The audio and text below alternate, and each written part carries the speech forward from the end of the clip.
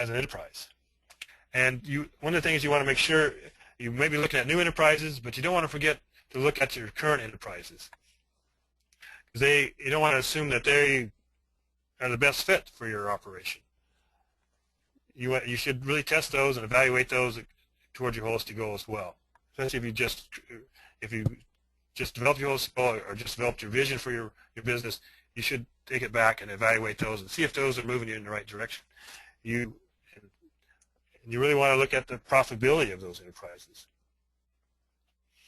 And are they as profitable as you had planned them to be? And Ken mentioned a good point as well, is that sometimes you want to really delve more in depth into a specific enterprise. There may be actually, he used examples of, selling, you're selling produce at a farmer's market. Maybe you're also wanting to sell produce into, a grocery store.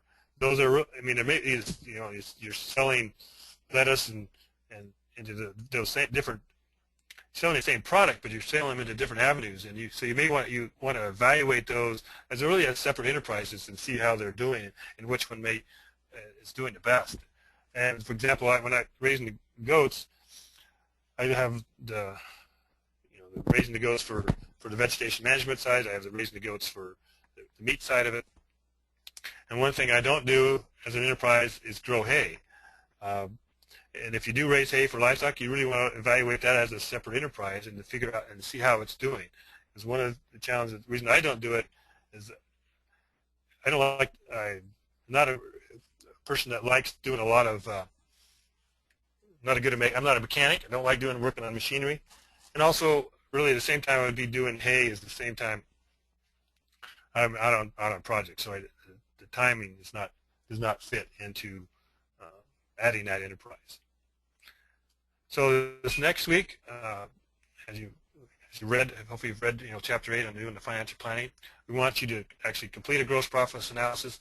I know I didn't spend a lot of time, I didn't go into details of the gross profit analysis, but we're going to cover that next week and go into a lot more details. So if there's specific questions that you have about when you're working through the gross profit analysis this week, you can put them on Moodle, and I'll answer them then. Also, I'll use the next week to emphasize any issues that maybe people may have with problems of developing to going through the gross profit analysis on their own enterprise.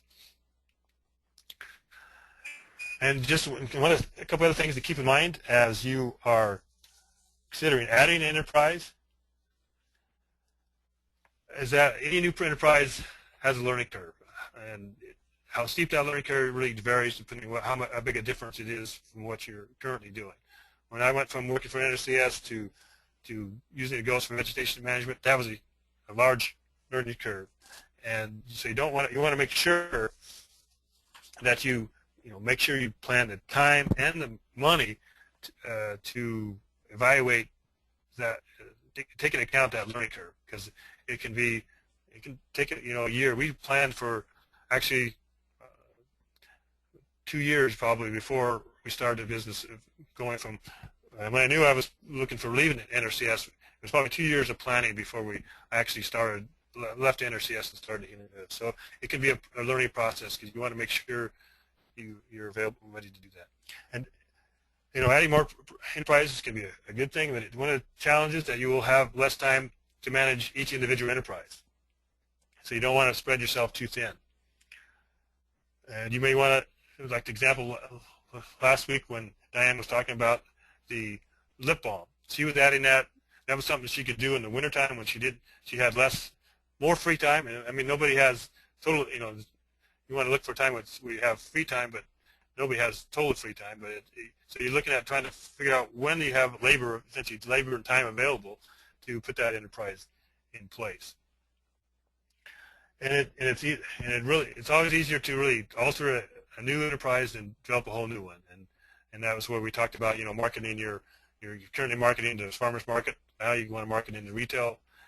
That is probably easier than trying to figure out something totally new, a new product that you're going to develop and market. It's easier to just to tweak an existing one than create a new one.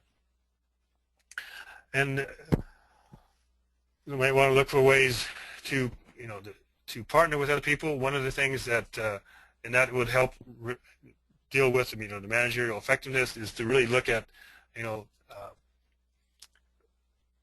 figuring out ways to partner. One of the aspects that is currently going on that Sulani and I are part of is that there's a co-op being developed to put together a new slaughter facility. That way we could, take our goats there, and then we could have a value-added product. So you don't have to do it all yourself. So to be creative about what possible, looking for ways to partner with others to enhance your ability to market a product. And just to this is really in closing, is that the At Home with Hosting Management does a good job of going through the financial planning process. There are two other planning processes that are part of hosting management, and that is the grazing planning and land planning. And this webinar won't go into those aspects, but it depends on where your interest, what enterprise or business you're working on, where these might be important aspects, and you may want to learn more about them. The grazing planning is really looking at ways to place the animals in the right place at the right time for the right reason. You're looking at managing your timing, your stock density, and recovery periods to create that resource space that you've defined in your hosting goal. The land planning, I think it applies to a lot of, it can apply to any business that's in place, and that's where you're looking at how your infrastructure is orientated. Looking at where your roads are, where your buildings are, where your storage facilities are. Fencing and water facilities. Looking at how those are laid out, and see if you can. The land planning that really asks you how it helps you to look at your really move away from your current situation to trying to create one that's the ideal situation that will make you more efficient, may actually make you more profitable, and make it easier to, if it's easier to move your animals, for example, easier because of the fencing layout. You go out there and do it in an hour. You have a lot more time available to do other things. So that layout is of infrastructure, and trying to know how to do that is really an important aspect of any business, and trying to figure out how to do it efficiently. And that ties back with the financial planning, in that you use the financial planning process to determine how and when you implement your land plan. So with that, I'm just going to open it up, see if there's any other questions at the end of this week's webinar, and then I'll turn it over to Colette to wrap up. So if anybody has any questions at the end of for the days for either Ken